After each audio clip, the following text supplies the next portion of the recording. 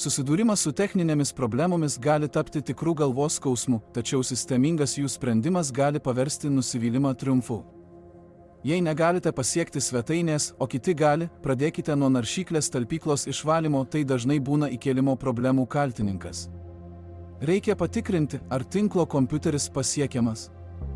Tiesiog naudokite komandą ping, tai greitas būdas patikrinti, ar jūsų įrenginys palaiko ryšį su tinklu.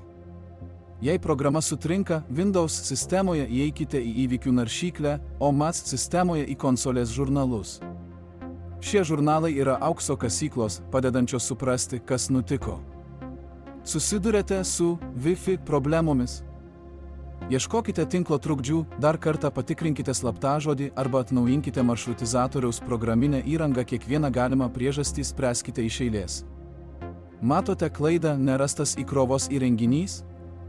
Paprastai tai rodo kietojo disko problemą, todėl patikrinkite šias jungtis. O jei susidūrėte su mėlynuoju mirties ekranu, nepanikuokite.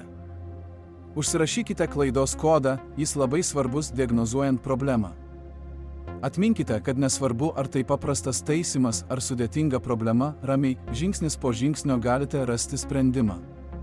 Būkite atidūs ir užtikrintai šalinkite gedimus.